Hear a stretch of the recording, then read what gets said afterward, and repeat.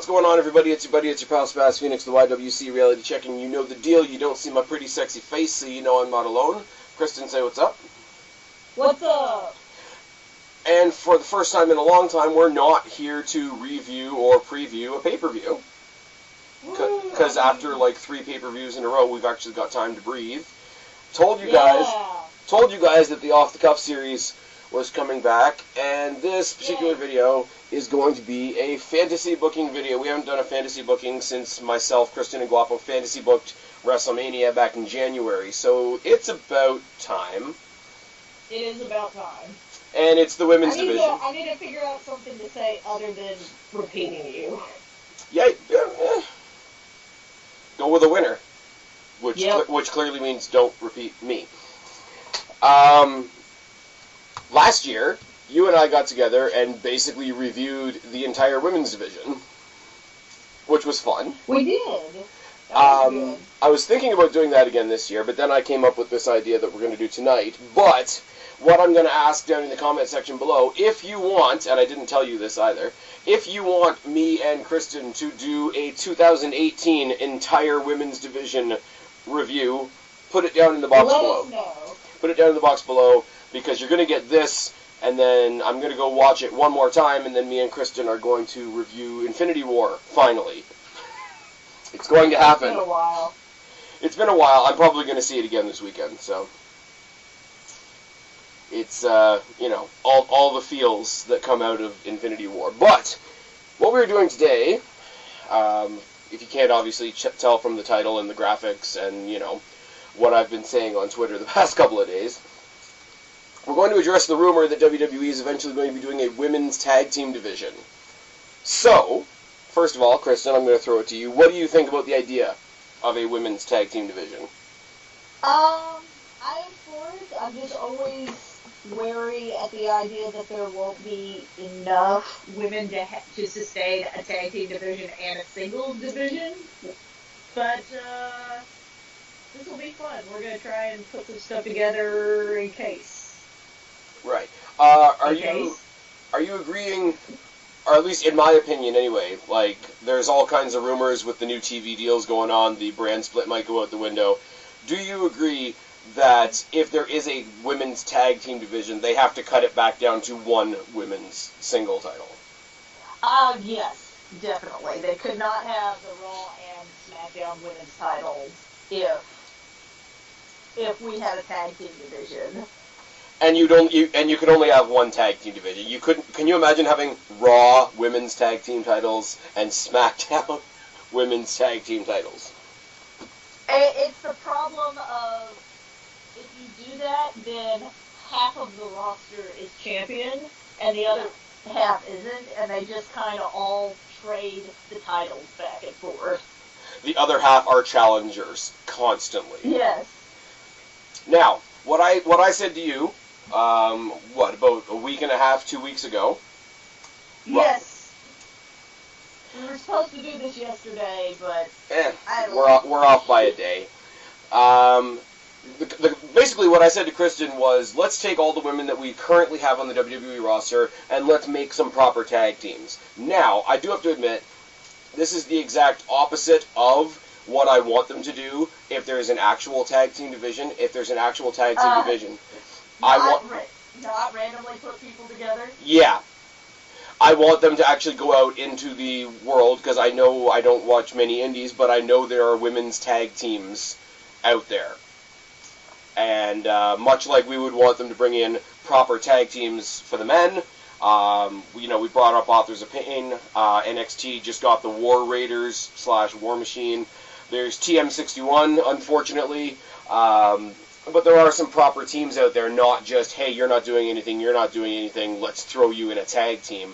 The last time that actually worked was the New Day. So, I do want to be clear that what we're doing here is the exact opposite of what I actually want WWE to do if this is true. But what I said to you was, let's take all the women on the roster, I'll make up 5 teams with various reasons and stories, etc. You'll do the same. I've got 1 honorable mention. You've got, I think you said 2 or 3 honorable mentions. Yes. And I think we both said as well, the Bella Twins don't count because they already exist. The Iconics don't count because they already exist. But I was about to say that, Absolution and the Riot Squad don't count because they already exist, but I've actually broken them to make up some of the teams on my list. Yes, so I did the same thing. You did the same thing. So, and the other thing, and this just shows you that I've had this list for about a week and a half now, waiting for a good time for me and Kristen to do this video. Not only do I have my teams, but I'll just say right now, once all my teams are made, because tag teams need to be different from singles wrestlers, when my teams are made, the women that we have left as singles in the women's division are Charlotte Flair, Sasha Banks, Bayley, Alexa Bliss, Sonya Deville, Sarah Logan, Alicia Fox, Carmella, Zelina Vega, Lana, Dana Brooke, Ember Moon, and Asuka. I did not do that.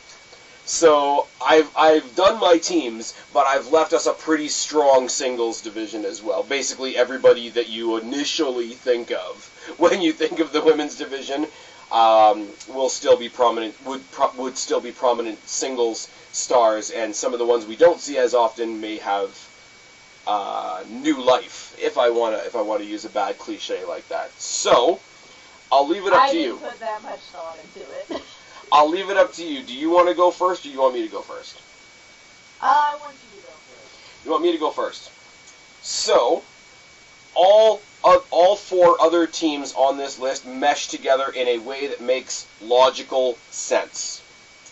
So to counteract that, I've got the one team on my tag team roster that doesn't, so that you have that comparison. This is literally going to be the Heath Slater and Rhino of my list. And it already kind of exists in WWE, so I'm kind of cheating a little bit, but it's Natalya, Neidhart, and Ronda Rousey. I'm bringing them together because it doesn't make sense to bring them together, so that everything else in my division actually makes sense. But also, Natalya's a great worker in the ring. Ronda Rousey has been impressive in short bursts. She's about to face Nia Jax, which I could do without. This would be a cool way to ease her in, and obviously because they're so polarizing and because it doesn't really make much sense, you eventually spring it off and have a whatever feud. Yeah, that's the one that WWE's pushing already. Yeah, I mean, I'm only pushing it because it'll make the rest of the teams, by comparison, all the other teams on my list will look more united as teams because of this team. So you throw in something bad so that all the good stuff looks good. Does that make sense? Yes. Yeah. And I mean, like I say, it's a really cool way to ease Ronda Rousey in without throwing her directly into the, hey, we're going to have her face Charlotte Flair at WrestleMania, and it's going to happen tomorrow, and it's going to be in the main event. And Natalya needs to do something. That's what we're building up to. Well, it is, for sure. And Natalya needs to do something. Like, the little bit that they use Natalya is really sad, because honestly, we all know Natalya's talented in the ring, obviously her lineage and her pedigree and all that kind of thing, but she doesn't have a character, which means she's not on the show, unless they need to fill a multi-person match.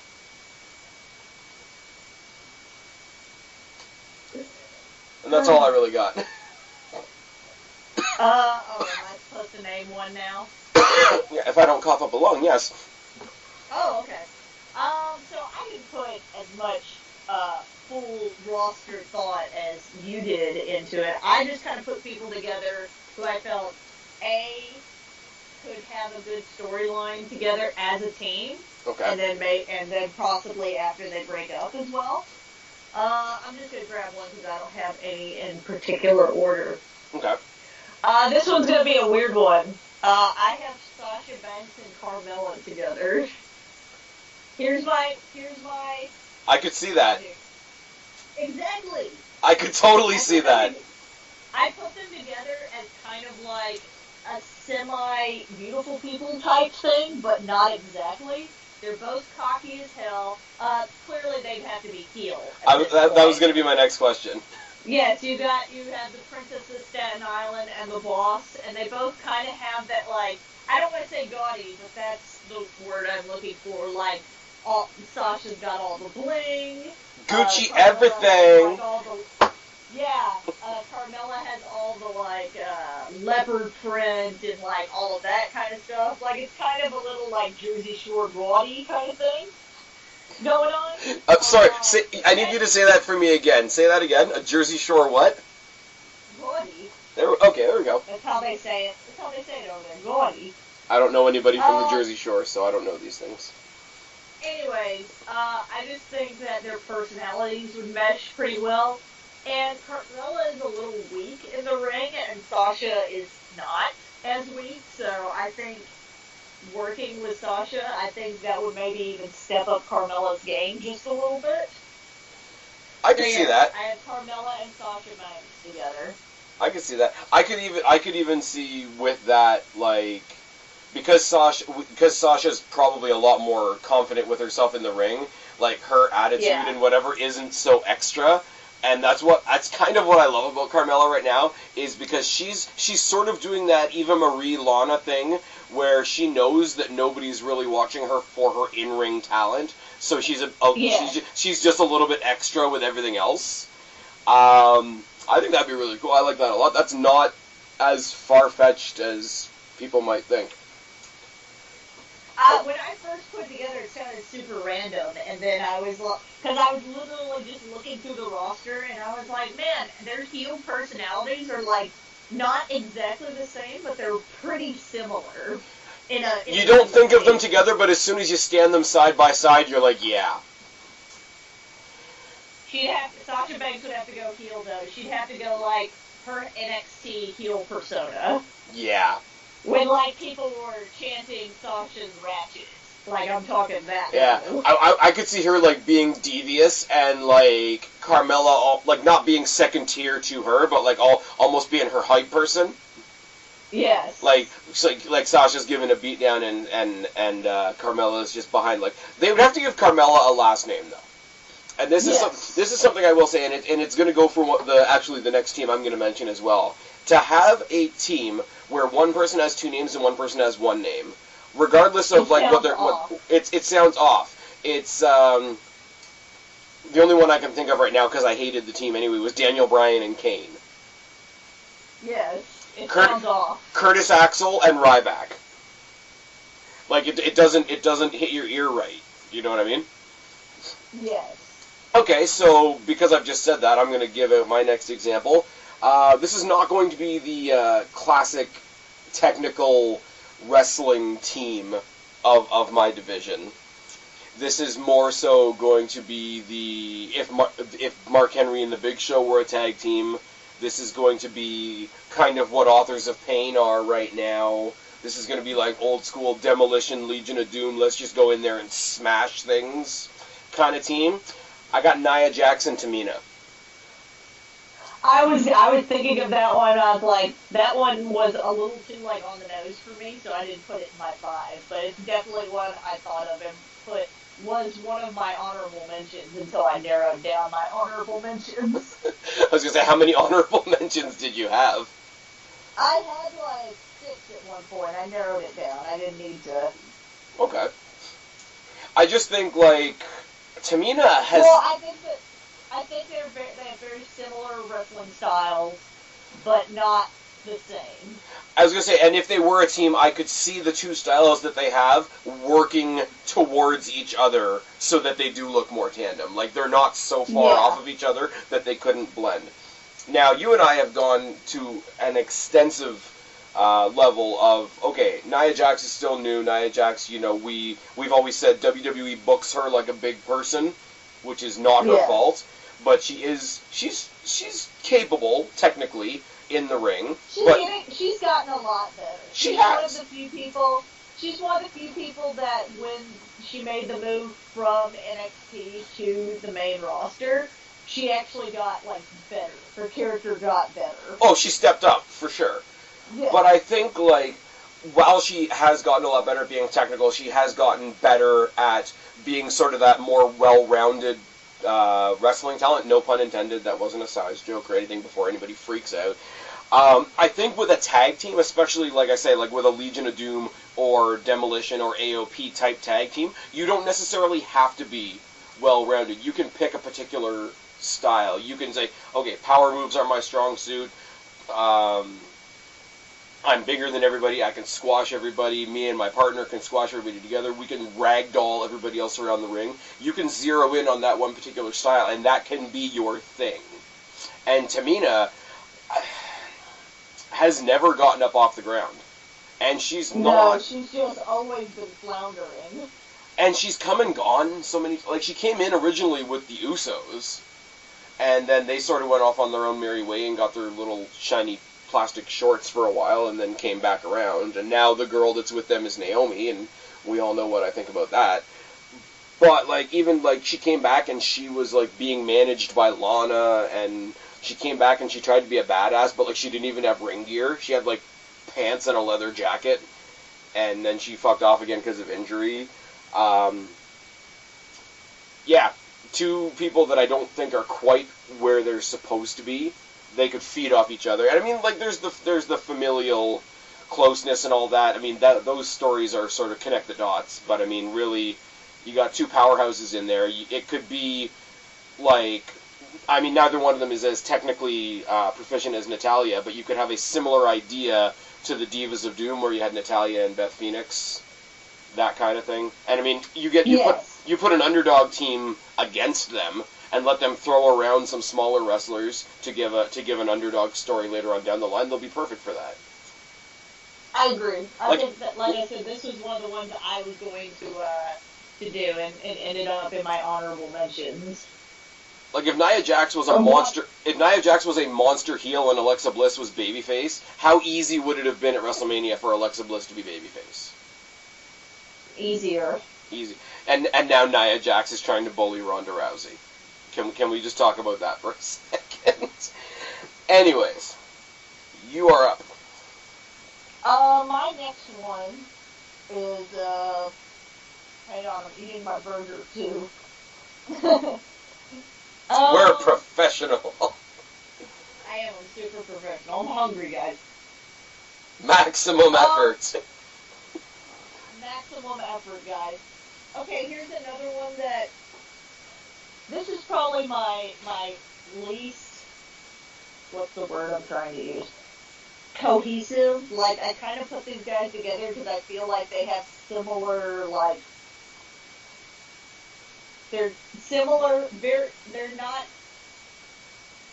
I'll just say it. I have Nikki Cross and Sarah Logan together because I feel like they have that kind of, like, kick the shit out of each other, kick the shit out of people, like, I don't know, they just seem like they fit together. She's a little crazy, but Sarah Logan's trying to do this kind of like WWE version of ODB, which I feel like could work with Nikki Cross. It's a little loose, but it's what I put together. In a different world, how entertaining would ODB be in WWE?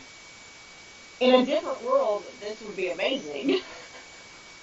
Nia Jax versus ODB.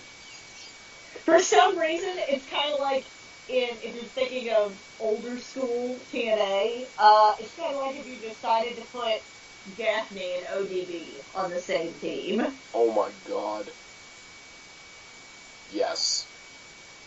Just like, this is basically, like, it's just, in a different WWE world, this is like the Bizarro version of that team. Sarah Logan and Nikki Cross are the Bizarro version of Daphne and ODB. I like it. And it's kind of funny that you mentioned Sarah Logan, because I'm going to mention her in a second. But no, I like that a lot. The whole aspect of, like, they're both kind of, they're not technical. They're not. It's kind of like if you put like they're like Mick Foley-esque. We're like, well, Nikki Cross is very Mick Foley-esque, but they like, the reason I put them together is because of their lack of like technical wrestling. Their unpredictability, could be said. Their unpredictability. It's like if you put Mick Foley and Dean Ambrose on a team together. Jesus Christ. Remember that tag team of Mick Foley and Edge? Remember that match of Mick Foley and a cardboard cutout of Mick Foley? We've derailed. Yep, sorry. Continue, go ahead. Okay, so you mentioned Sarah Logan, which obviously brings us to the two big women's factions in WWE that never really went anywhere. Absolution and the Riot Squad. Carbon copies of each other. Yes. I mean, both of them had a decently able alternative style leader and a kick-ass person and a hot blonde. Yep. So, because it's me, people know who I like, I'm going to take the two hot blondes. They're going to turn on their respective partners. We're going to have a team of Mandy Rose and Liv Morgan. For the reason I saw that one. For the reason that just to jumpstart it, you could have Mandy Rose and Liv Morgan take on Sonya Deville and Sarah Logan. You could do whatever you want with Sarah Logan, and I really want Sonya Deville to have an awesome solo career. So I sort of did this to free her up to be a singles person, but also Mandy Rose is the one that's like completely full of herself. Like, I think Mandy Rose is like female Miz, or at least that's where they're trying to get her to, like with the entrance and the everybody look at me, like she can wrestle. Like, I was saying it forever. When she was in NXT and she was hardly ever on TV, but I saw her at NXT house shows, she can get it fucking done in the ring. And it's actually kind of frustrating that you don't really see that much of that on TV just yet. And Liv Morgan is crazy. She's taken a little bit of the Alexa Bliss, Harley Quinn type of thing, and I think, because Mandy Rose, I think in her own mind, thinks she's all glamorous and dignified and you know, sort of all together. I think they could bounce off of each other if they want to play off Liv Morgan as this like manic sort of crazy, like I'll enjoy driving you nuts type of character. I think they could, for all their similarities, I think their differences will make them a great team. And on a side note, heel Liv Morgan in WWE is better than annoying babyface Liv Morgan in NXT, and I liked her too. So there's my thing. If you want to, you could take the two other halves of the teams and make another team, and you could have a Sonya and Sarah Logan, but that's a throwaway idea on the other side. Yeah. If you remember, actually, when I was thinking about this though, you remember how Breezango started? Yes.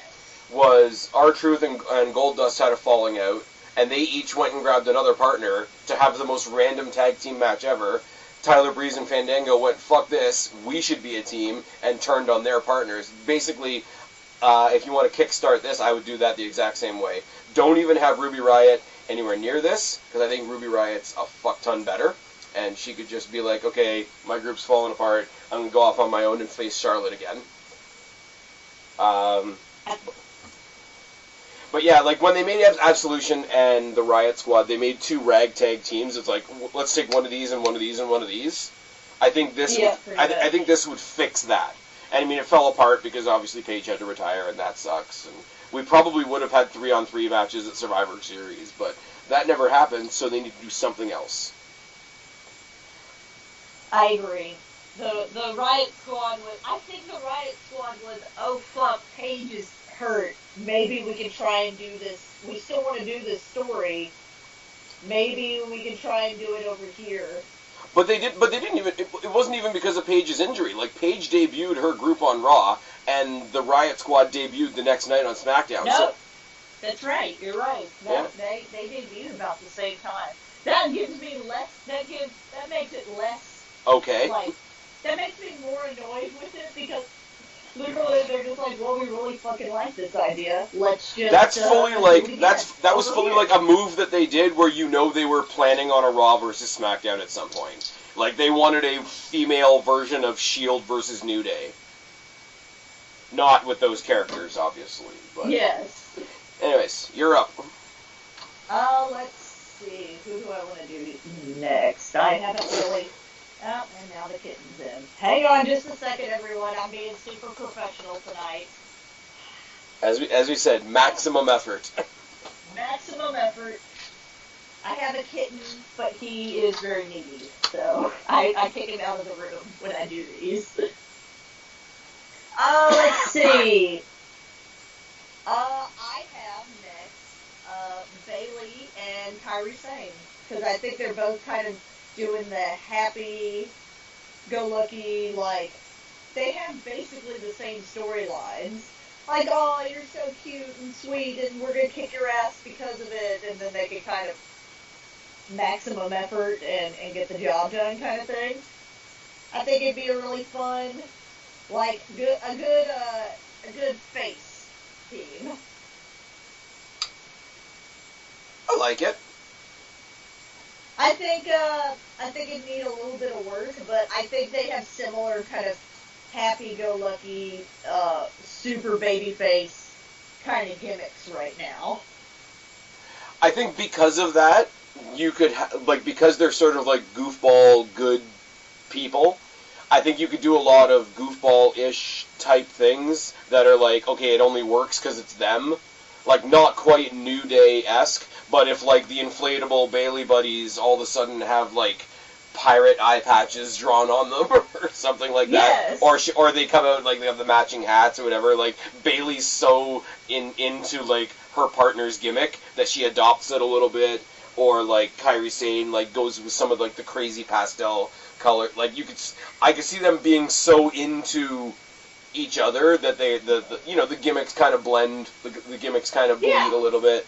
That's what I was going for, because most of the other groups that I have are like kind of like intense, or they're like heels or something. They're not necessarily the fun teams. Yeah, this is my fun team. Yeah. I have Bailey in my. I'll just go ahead and mention one of my honorable mentions too. Bailey was in a good portion of my honorable mentions. I also had Bailey on a tag team with either Mickie James or Natalya, as kind of you play on the fact that like Bailey does the nostalgia thing where she's like, I used to watch you. It works better with Mickie James than it does with Natalya because Mickie James has been around a little longer. Yeah. Natalya's like crazy cat lady though, so I don't know how you would do that. Like, I would see the Natalya Bailey Cup thing, and I would just assume that Natalya's gonna turn on her any second. Like, I don't think I could buy that because I don't think they ever know what they're doing with Natalya. That's true, but I just wanted the storyline of you have the veteran over here, and then you have Bailey, who's not necessarily new, but she's still kind of doing the nostalgia. Like, I used to watch wrestling when I was a kid, and so, like, I'm still starry-eyed mooncalf about, being in the I ring think, kind of you know what you do with that? Because I like it. Because we know that it's been publicized many times how much of a big Hardy Boys fan that Bailey was. I think you put her with somebody like a Mickie James or a Natalya. If you ever brought Lita back into the ring, I think what you do, you have her win. I would do it with. You have her win the titles with like Natalya or somebody like that, and then they've got to defend them at a major pay-per-view against some big ass like crazy like Nia Jax and Tamina type team. But they take out Natalya before the thing, and Kurt Angle's like, you have to find yourself a partner because you have to defend your title. All of a sudden, like the Lita music hits, and they come out in like the chain pants and the mesh, and they're like, and she gets to do like there's the one picture that they always show of her, like when she was a kid doing the Hardy hands. Like, just have her come do that entrance. Or even have the two of them together come out to the Team Extreme music as like a one-night only type thing. And you would have them both, like, do the Twist of Fate finisher. Yeah, obviously. On both. Moonsault. Like, yes. Something like that. It's just, like I said, I don't have a specific person picked. I picked Mickie James because she's, like, the oldest person. She's, like, the one you could get the nostalgia kind of factor on. But the optimal version of this is if you brought Lita back to be a tag team. I think if the gimmick was she's just with a different legend every couple of weeks, like, I mean, you would run through that pretty quickly, but I think it would be a cool short-term thing before she settles on, okay, I finally won the titles with either Natalya or Mickie. I think that Yeah. because her whole story is her fandom, I think that's already half written for us. Yes. That was my honorable mention. I liked the Bailey Kairi Sane thing better because I wanted a good, like, feel-good face tag team. And like you said, I do like the idea that they might play off each other's gimmicks. And the thing is, too, because they're a fun tag team, and like we've talked about this before, when we see guys like Kevin Owens and Sami Zayn work against each other, like they're against each other, they're in a feud, but you can still tell that the wrestler in the ring is enjoying the story. Bailey and Kairi Sane would have that in spades. Like, I think they would have you couldn't help but have fun with that.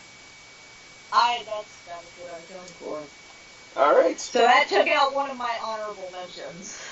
Too. Well, I'll just say my one honorable mention, and it's only I only shoved it to an honorable mention because in my eyes it is such an obvious pairing, and that's Kairi Sane and Asuka. Yeah, that was one of the ones I was gonna do, but I felt it was too like, let's stick the Asians together for me. I wasn't even saying that. It was just like, Asuka had her time. They took her out. And Kairi Sane like took that spot, and you could have it sort of like not like Sheamus and Cesaro, but the tag team partners that are even competitive with each other. Yeah. Like to have Asuka come across with this like, okay, you took my spot when I left, but let's do this and see if you can keep up. And while they're kicking the crap out of their opponents, it's like, okay, I'm gonna give them 3 elbow drops, and she's gonna give them 5 kicks to the face. Like, they could compete with each other as to how much they're kicking the shit out of their opponents. And because they are the only ones that I can really think of that have that, I know the term gets overused a lot, but they've got that strong style. Like, that alone, I mean, you would put AJ and Nakamura together because they have a similar style like that, and AJ is not even... It's not even a case of let's put the 2 Japanese guys together. It's just let's put that style together. Sorry, I wasn't trying to make it come out racist. It just, to me, that's why. Oh, come on, everybody calls me racist. It's fine. Just because Naomi's fucking garbage. You said that I just gave it away. Kairi Sane is another Bailey type person.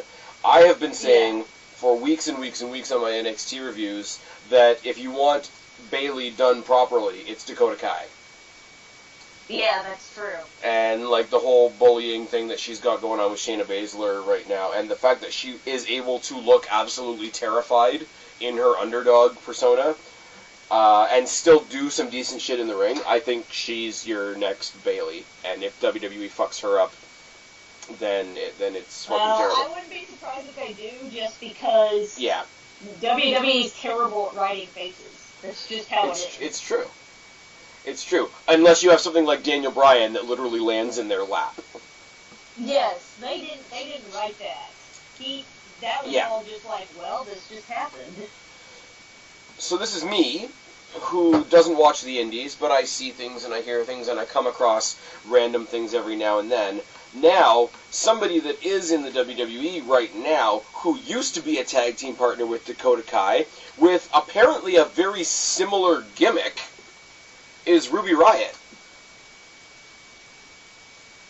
Okay. Let that sink in for a second. I've seen them in, like, matching, like, floral tights and, like, Ruby Riott looking... I can't see it. Ruby Riott looking super happy in her entrance and shit like that. So, what I would do is I would have that fact, or those, like, you know how they sort of hint at AJ Styles and Shinsuke Nakamura's history in Japan, but they never really totally do it? You bring Dakota Kai up, and Dakota Kai's like, oh my god, Ruby! Okay, and first of all, she wasn't Ruby Riott. She was, I think her name was like Heidi Lovelace, or some shit like that. I'm not sure. I'm not, anybody down in the box below, you can tell me.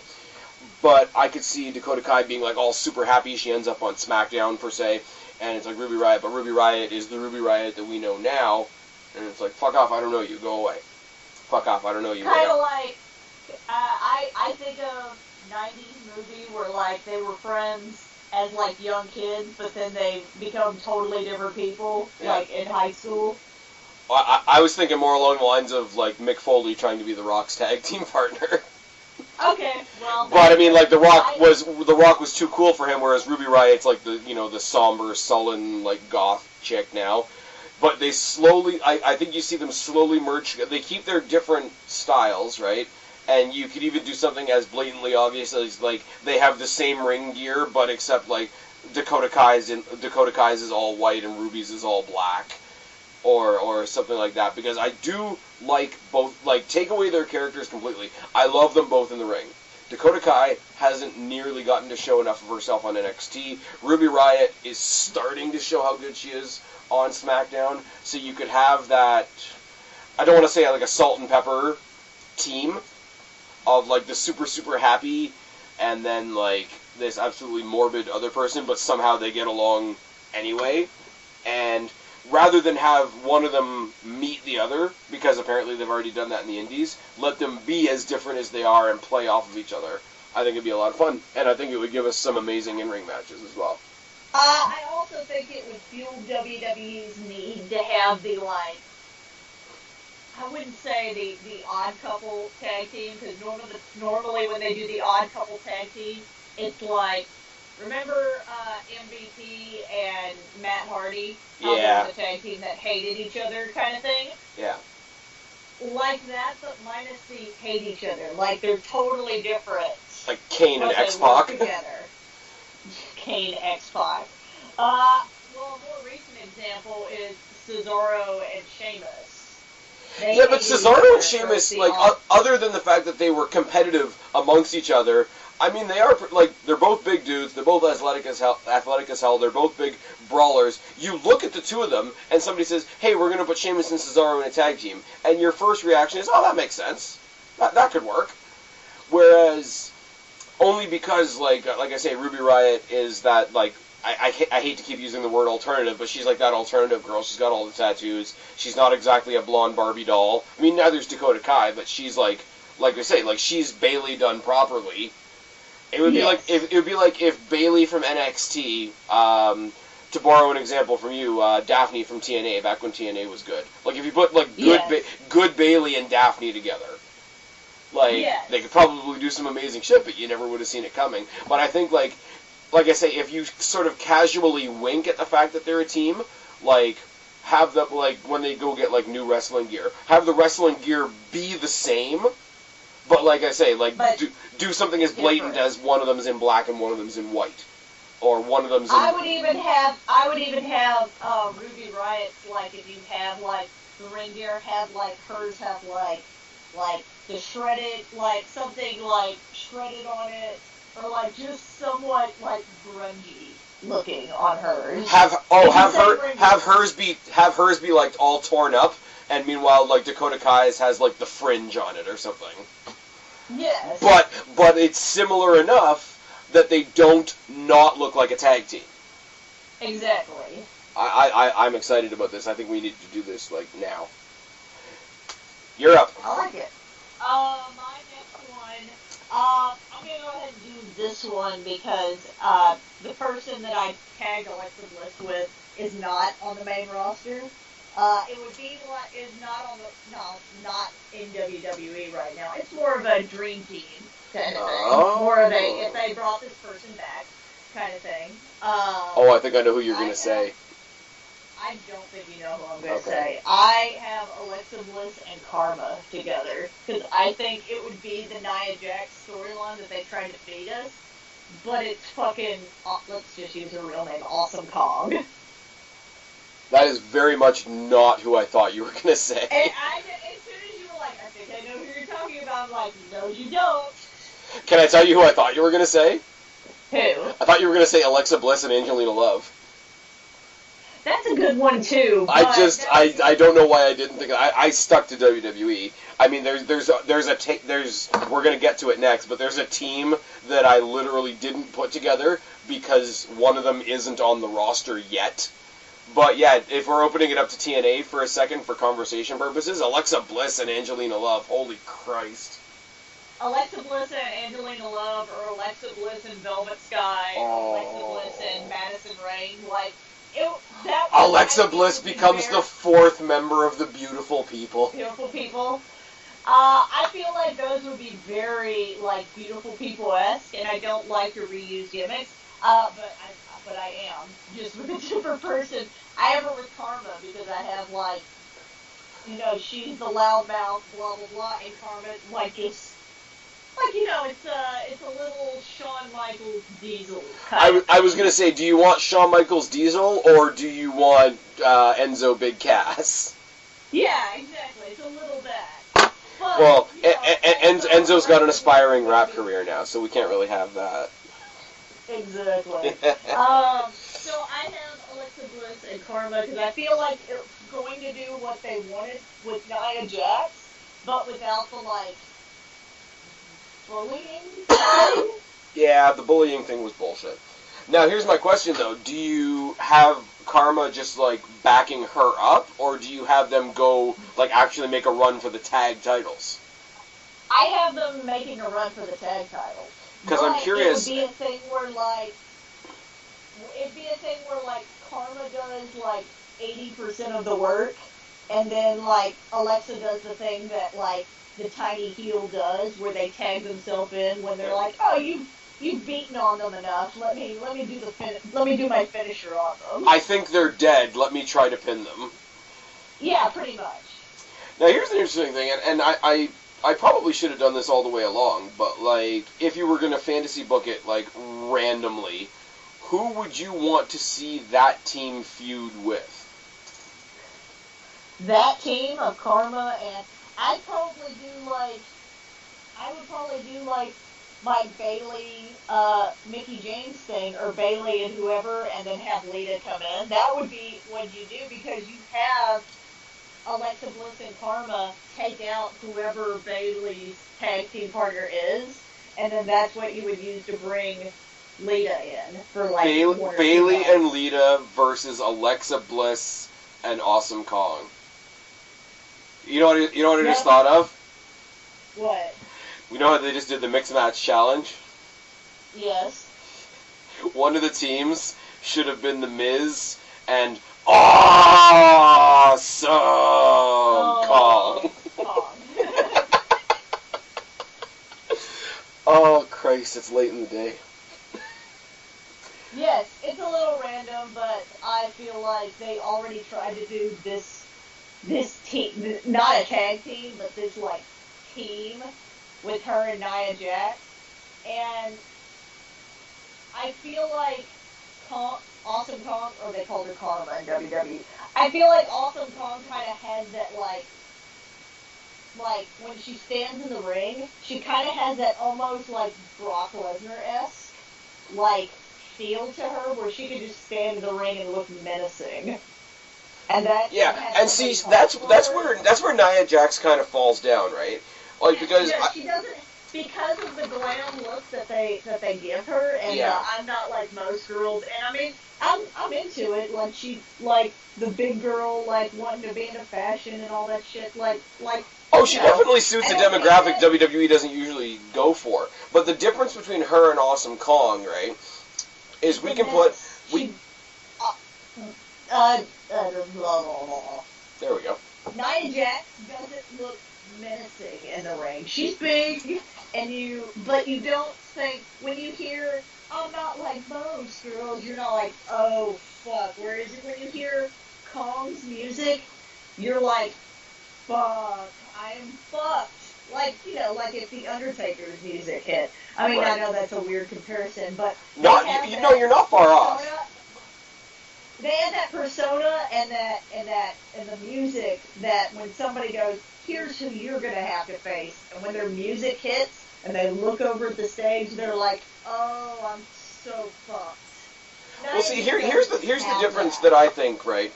And I mean, granted, Karma never got to really have a time in WWE because she got pregnant and then unfortunately lost her kid and then like ended up leaving, which is all super unfortunate for her. But I'm thinking back to her in TNA. The difference between her and Nia Jax is, yeah, you put Nia Jax in the ring, and on the one hand, on the positive side, you're like, okay, good for WWE. They finally got somebody in there that's not a Barbie doll. Awesome Kong comes in the ring. You're not even thinking about the Barbie doll to begin with. You're like, fuck, I have to face Awesome Kong. I'm dead. like Awesome Kong, you're like, no, just put her in there with the dudes. Like, not the same. Yeah, and that's totally plausible. Like, she was in a Royal Rumble. She was an entrance in a Royal Rumble. Like, I don't want to compare her to somebody like China, because China literally didn't fight in the women's division at one point. Like, she was literally a part of the male division. I wouldn't go that far with Awesome Kong, but I would say every now and then, like, have like an exhibition to be like, okay, here's this chick, just to remind everybody, here's this chick that can mix it up with the dudes. Now, like, go back to the women's division and squash everybody. I would not give her the Intercontinental title. Or if I did, it would be, like, for a very short time. Yeah. It wouldn't be, like, a whole thing, like... The whole thing with China winning the Intercontinental title was, like, a once-in-a-lifetime thing. And she deserved it. Yeah. But, like, you're gonna have to, like, I could see us, like, 5 years down the road if that happened with somebody like Ronda Rousey. Because she's that level of legit. But you also have to, like, strip the legitness from her and make her a superstar. Does that make... Like, she's beyond legit because we've seen her, like, almost kill people. I mean, earlier in her career, anyways. No, it's just different. It's way different, and Awesome Kong and Alexa Bliss is that would be really fun. It's if Shawn Michaels and Diesel decided they were going to go for the tag titles. Yeah. And see, that's the thing, too. Like, if the proper tag team champions now would get rid of something that I've always hated, where it's like, okay, everything in wrestling is supposed to have an end game, right? Yes. What is the end game of a pair of women right now? Like the Iconics, we love the Iconics. They're great at being whatever you call what they are. Right now, their existence as a whole, yes, they're heels, yes, they back each other up, yes, they cheat, but there's no end game. Like, one of them becomes the champion, and the other one's like a side cast. Whereas you get them together in a team, it's like, I just had an example on the tip of my tongue. Kevin Owens and Sami Zayn. Like, when Sami Zayn turned heel and got, like, super extra with his character and all that sort of thing, I was like, okay, next time you move them from a show to another show, switch their gears, put them in the tag division. Right now, I would love to see Sami Zayn and Kevin Owens versus the Leaders of Worlds. I think that would be, because of the characters in that match, I don't know how good the match would be, I'll be honest. But because of the 4 characters in that match would steal the show. With the women, you always look at it as like, there's this great pair, and they bounce off each other, and you've got the Iconics that even look like a tag team. But why do they exist? And that's why we're doing, this fantasy booking tonight. But it's the whole, like you say, the whole Shawn Michaels Diesel thing. Yeah, they were a great team. How come they never went for the titles? How come, of all the 4 members of Evolution, how come it wasn't Dave Bautista and Randy Orton, the 2 young guys that went for the tag team titles? You threw Ric Flair in there, and it was interesting. Yeah, so I think it would have, because with Awesome Kong, I'm going back to my tag team now. Yeah. With Awesome Kong, I don't feel like there would be this thing of, I'm just using her to make her, like, and she's only popular because of me. Like, Awesome Kong wouldn't give a shit about people, about being popular or anything like that. She's just like, I'm gonna fuck your shit up, and I have this person here with me, so that I'm technically a tag team. So she would be Braun Strowman picking Nicholas in the crowd at WrestleMania. Except that Alexa Bliss would would be part of it so that she could be champion. There you go.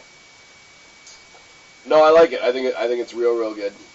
I think it is. But like I said, I had to do, if I wanted that style, there are plenty of people you could put Alexa Bliss with. We just named like all the beautiful people, and Alexa Bliss would be fucking great.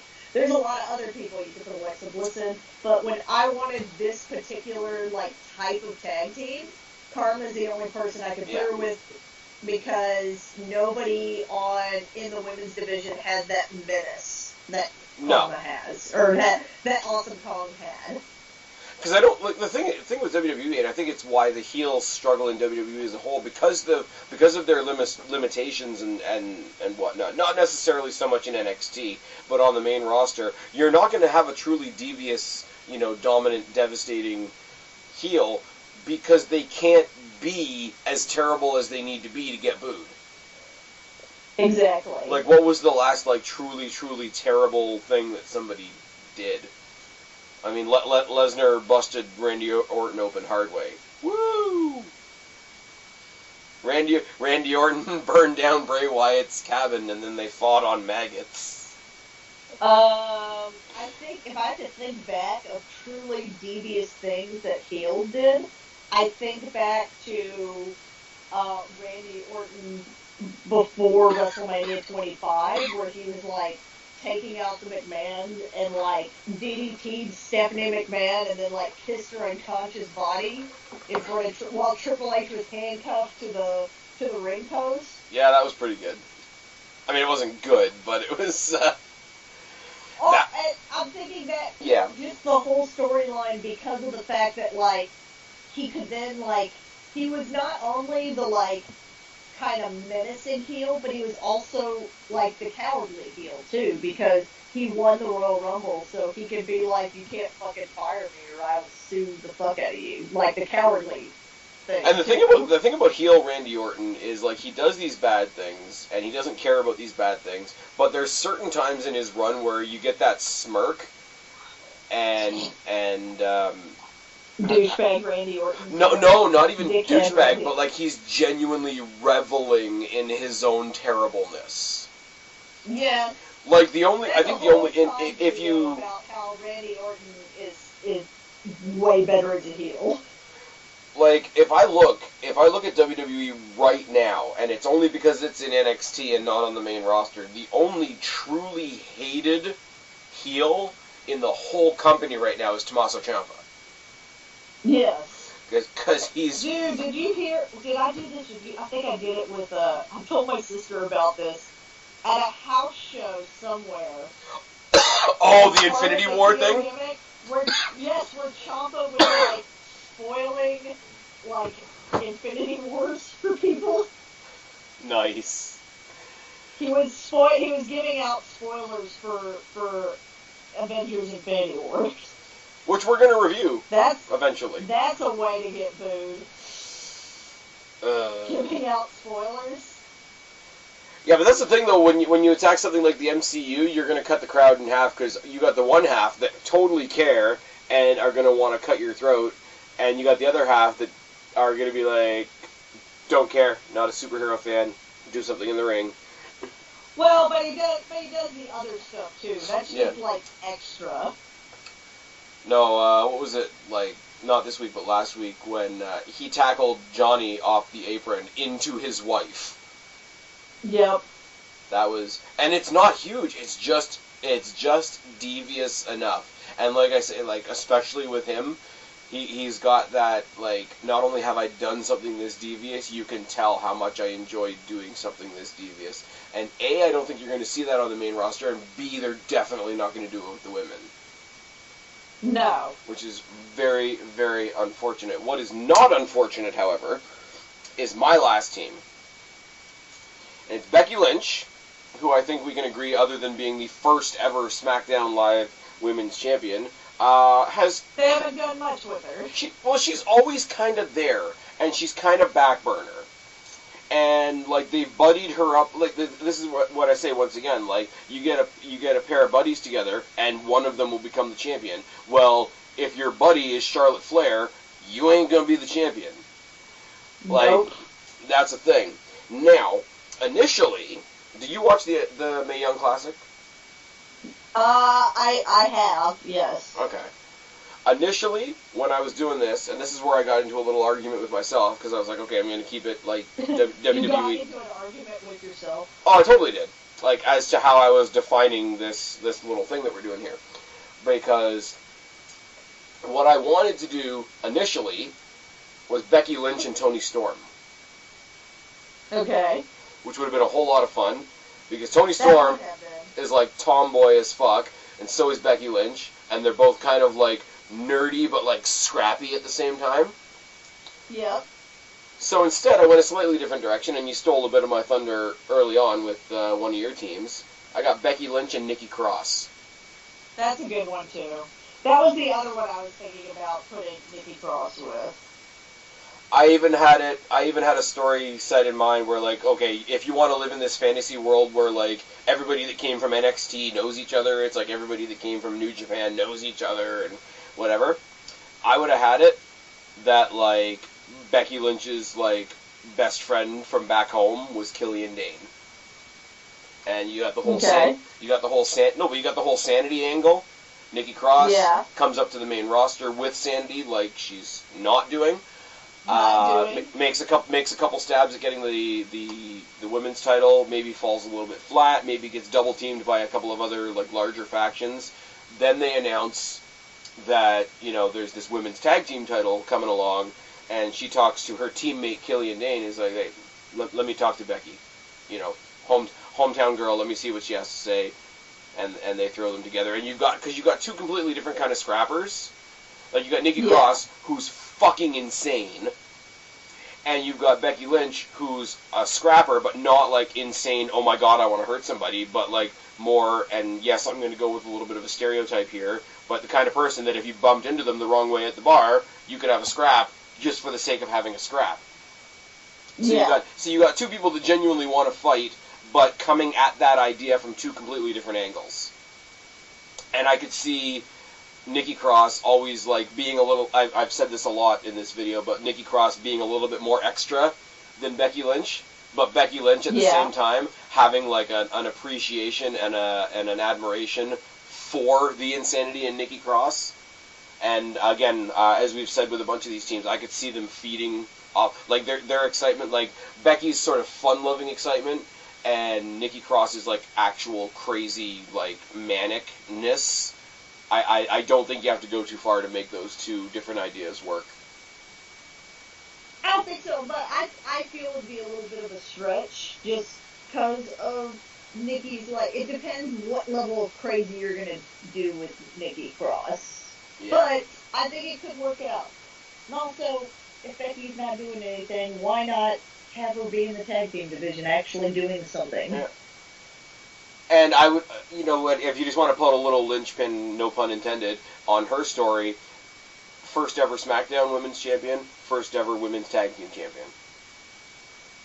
That could work. Like WWE overuses it, but they do sort of keep an eye on who's the first ever, like, I mean, I know Asuka was always going to be the one that would win it, but, like, if Becky Lynch could be, like, the first ever collector, like, if she had won the first ever Chamber and the first ever Cage match and the first ever Rumble, and, like, you got a new title coming out, first ever, you know, somebody else can be the 10-time champion, but only one person's ever going to be the first ever.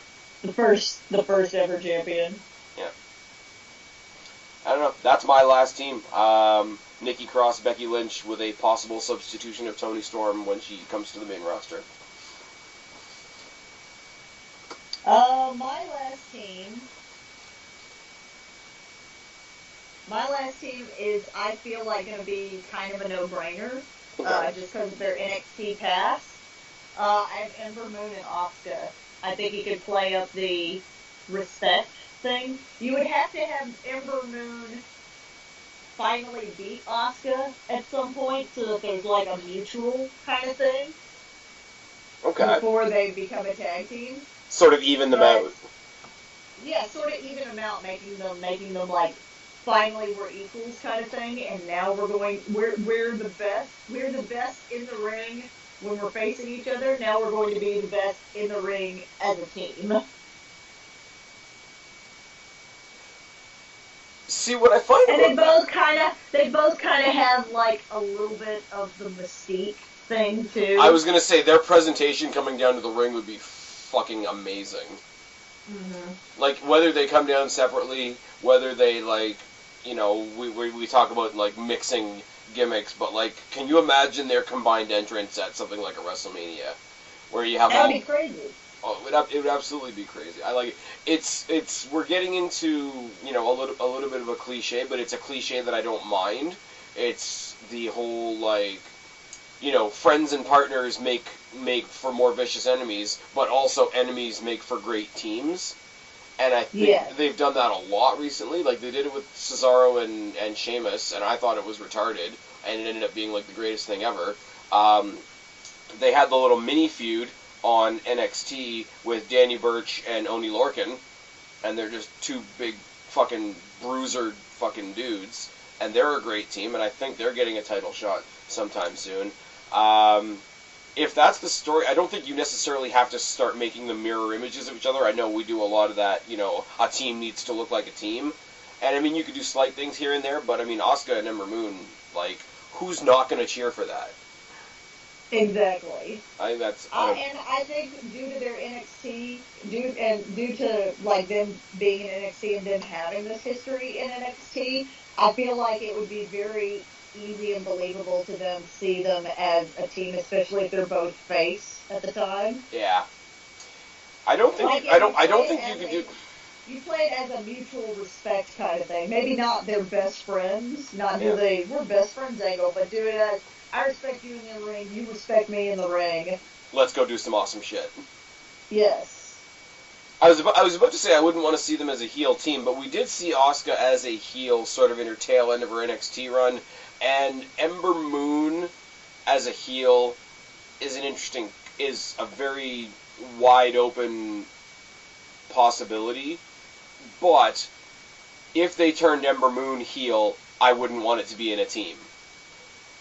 Like, I would want her to go, like, deeper into whatever you call her character. Like, I don't want to use the Finn Balor comparison because it's so obvious, but I would want to see, like, deeper into the Ember Moon demon. I wouldn't...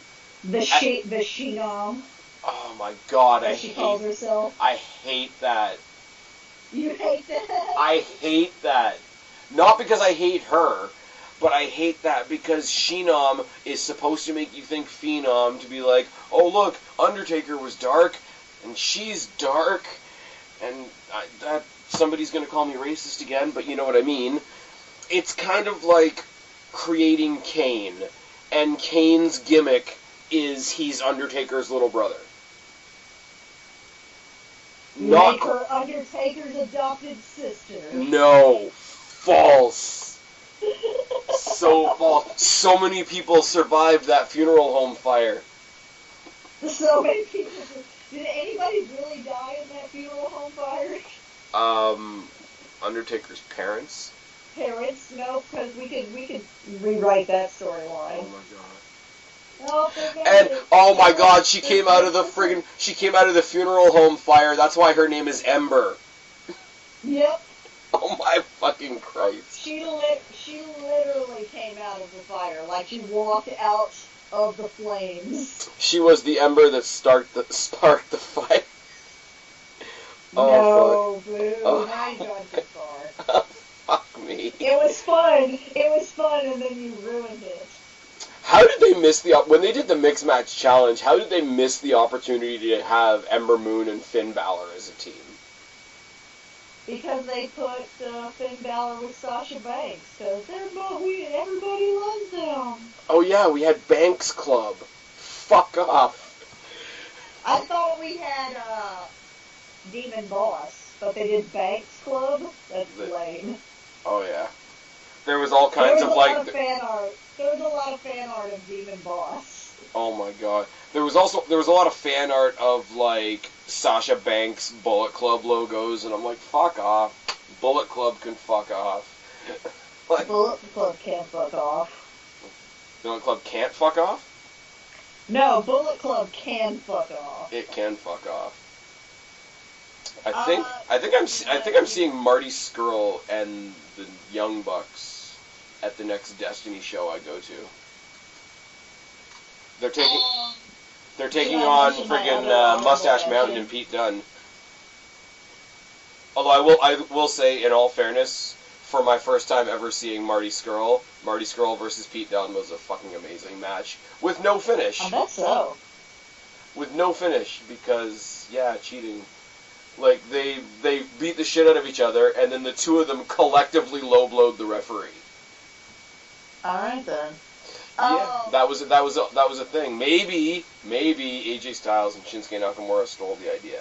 But yeah, no. Apparently, the next Destiny show I go to is going to be Tyler Bate, Trent Seven, and Pete Dunne versus Marty Scurll and two mystery partners. Fuck off. Anyways, we've gotten way off the topic. This was fun. I like doing this. This was good. Well, my headphones just died. Okay, well. Are you back? Well, I'm still good. So if my audio sounds vastly different because my headphones died.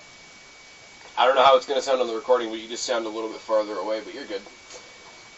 I sound further away because just now I'm on speakerphone.